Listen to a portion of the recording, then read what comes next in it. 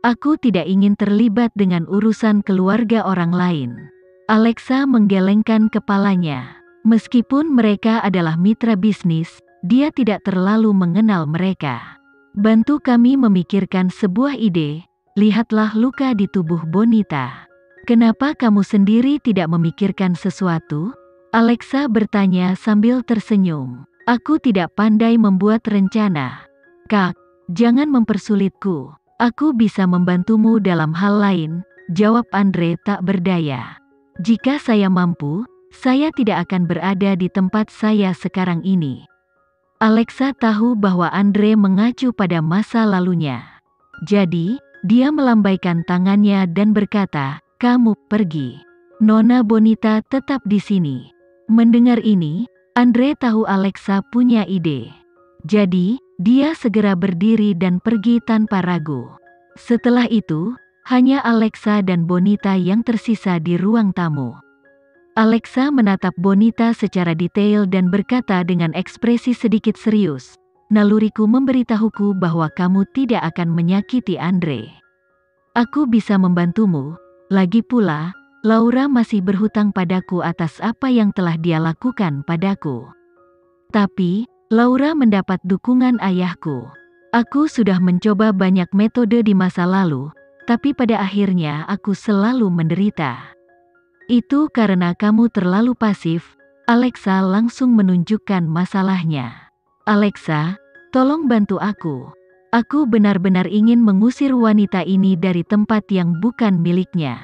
Alexa berpikir sejenak sebelum akhirnya menganggukkan kepalanya. Aku bisa mencobanya. Jadi bagaimana jika Paman Dion melakukan kekerasan? Selama dia masih manusia, dia pasti punya kelemahan. Karena dia memiliki kelemahan, maka ada peluang untuk menyerang. Alexa belum membalas Laura atas apa yang telah dia lakukan. Bonita, kamu harus ingat, satu-satunya alasan mengapa kamu masih tinggal di rumah Pandebayang adalah karena kamu adalah putri ayahmu, bukan karena kamu ingin mencegah dia ditipu dan disakiti. Karena dia menggunakan identitasnya untuk menekanmu, maka sebagai ayahmu, dia akan memberimu saham di perusahaan Jaya Abadi.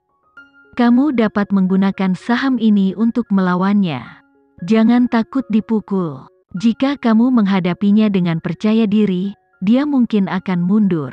Adapun Laura, ada banyak cara yang bisa membuatmu gila.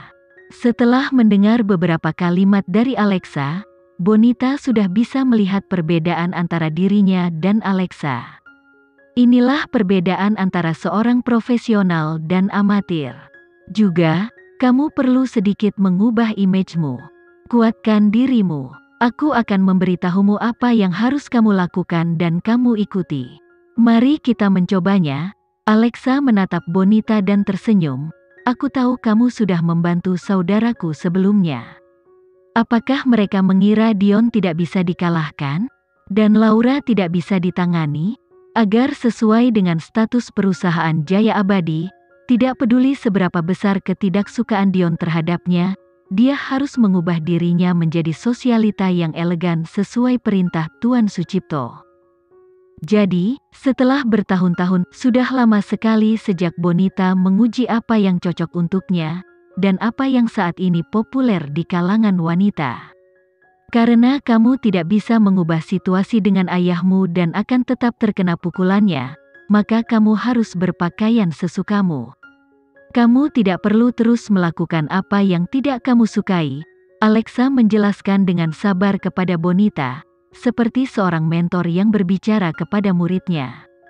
Bonita memikirkan kata-kata Alexa dan menyadari bahwa dia benar. Tapi, dia juga merasa sedikit kesal karena dia berpura-pura menjadi seseorang yang bukan dirinya selama bertahun-tahun. Setelah itu, Alexa menginstruksikan Gilang untuk mengirimkan tim penata gayanya ke Hyatt Regency. Saya sudah lama bekerja dengan tim ini. Kamu juga dapat menghubungi mereka, jika kamu membutuhkannya. Bonita mengingat setiap kata Alexa saat dia melihat rambutnya yang seperti rumput laut. Aku akan meninggalkannya bersamamu. Aku percaya profesionalismemu. Para penata gaya tersenyum ketika mereka menganggukkan kepala, sebelum mereka mulai menerapkan keterampilan mereka pada Bonita. Alexa memperhatikan bahwa Bonita sedikit gugup, jadi dia berjalan mendekat dan menggoyangkan tubuhnya yang kaku. Apakah ayahmu memiliki sesuatu yang dia takuti? Atau adakah seseorang yang dia waspadai? Kakek, jawab Bonita tanpa berpikir dua kali, ayahku takut pada kakekku. Kalau begitu, kakekmu, dia tinggal di pulau pribadi kecil. Tapi, pulau itu tidak jauh dari Indonesia. Kita bisa sampai di sana dalam 2 jam, jawab Bonita sambil duduk. Beritahu aku alamatnya, aku akan memberitahu Andre untuk menjemputnya. Bonita menganggukkan kepalanya. Dia kemudian mengeluarkan ponselnya untuk mencari alamat kakeknya, dan menyampaikan rinciannya kepada Alexa. Sementara Bonita dikelilingi oleh para penata gaya, Alexa menutupi perutnya dan berdiri untuk membuat pengaturan untuk Bonita. Dia kemudian melihat ke bawah dari tingkat kedua dan berkata kepada Bonita, "Saya akan berada di ruang belajar. Telepon saya jika kamu sudah selesai." Sebenarnya, Alexa agak mengantuk karena kehamilannya, jadi dia perlu istirahat. Bonita tidak tahu tentang situasi Alexa, tapi bahkan dia akhirnya tertidur saat merias wajahnya. Setelah 3 jam, Bonita akhirnya dibangunkan oleh penata rias. Saat dia membuka matanya, dia terkejut. Wanita di cermin tidak seperti awalnya. Dahulu kala, meski tubuhnya ditutupi perhiasan mahal, dia tampak seperti sosialita berharga tanpa individualitas. Rambut pendeknya yang keriting dan indah menonjolkan garis rahangnya, dan riasannya yang menawan akhirnya memanfaatkan mata asmaranya dengan baik. Dia mengenakan setelan penuh gaya yang penuh karakter, dan di kakinya terdapat sepasang sepatu hak tinggi hitam yang halus dan unik. "Nona Bonita, apakah kamu puas dengan tampilan ini?" Bonita belum pernah melihat dirinya seperti ini sebelumnya. Dia belum pernah melihat dirinya dengan kepribadian sebesar itu. Jika kamu menambah sedikit rasa percaya diri dan mengendurkan gaya berjalanmu, kamu akan menjadi lebih cantik.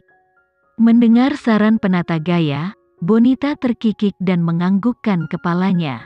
Sementara itu, ketika melihat ke bawah dari lantai 2, Alexa memperhatikan wanita muda itu. Dia tiba-tiba teringat akan versi dirinya yang lebih muda. Dia pernah melakukan begitu banyak hal untuk menyenangkan Adira, namun apa yang dia dapatkan pada akhirnya? Ini bukti bahwa semua wanita harus belajar menjadi kuat. Hanya dengan begitu orang lain akan belajar menghargainya. Baik itu kekasih atau saudara, aturan ini berlaku untuk keduanya. Jadi, mengapa Alexa memutuskan untuk membantu Bonita? Sebenarnya ada satu alasan lain yang sangat penting. Itu karena dia melihat dirinya sendiri di Bonita. Namun, mereka tidak sepenuhnya sama. Lagi pula, ketika dihadapkan pada penindasan, tidak semua orang tahu bagaimana menggunakan kecerdasan mereka untuk membalas. Sementara itu, Laura di rumah dengan santai memakan buah melon. Setiap kali dia membuang bijinya, dia akan melemparkan secara acak ke sekeliling ruangan. Dia tahu bahwa Bonita tidak pernah melanggar perintah ayahnya, jadi tidak butuh waktu lama sebelum dia dengan patuh kembali ke rumah dan kembali bekerja. Juru masak keluarga memandang Laura tanpa daya. Jelas sekali dia melakukannya dengan sengaja. Ini bukan pertama kalinya, dan setiap kali dia melakukannya, Bonita akhirnya dimarahi oleh ayahnya. Wanita ini sangat penuh kebencian. Kalau saja dia bisa diusir dari rumah ini. Apa yang kamu gumamkan di pojok? Laura mendengar obrolan dan menoleh ke arah juru masak dengan tatapan dingin. Apakah kamu tidak menginginkan pekerjaanmu lagi? Jika kamu tidak menginginkannya, kamu bisa dipecat sekarang. Si juru masak tidak mengira akan menimbulkan masalah pada dirinya sendiri, namun dia tidak punya pilihan selain merobek celemeknya dan melemparkannya ke tanah. dasar gadis tak tahu malu. Apa menurutmu aku sangat ingin tinggal di sini? Mengusir. Si juru masak merasa bersalah saat dia menahan air matanya dan menuju pintu. Saat ini, Tuan Sucipto masuk ke ruang tamu sambil memegang beberapa dokumen dan menanyai kedua wanita itu, apa yang terjadi di sini.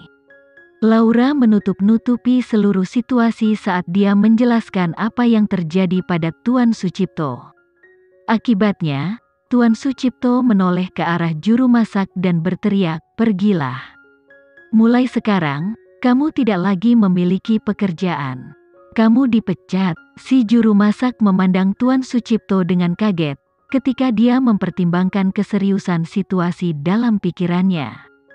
Saat dia hendak memohon belas kasihan, sosok cantik berkulit hitam menarik perhatian 3 orang di ruang tamu.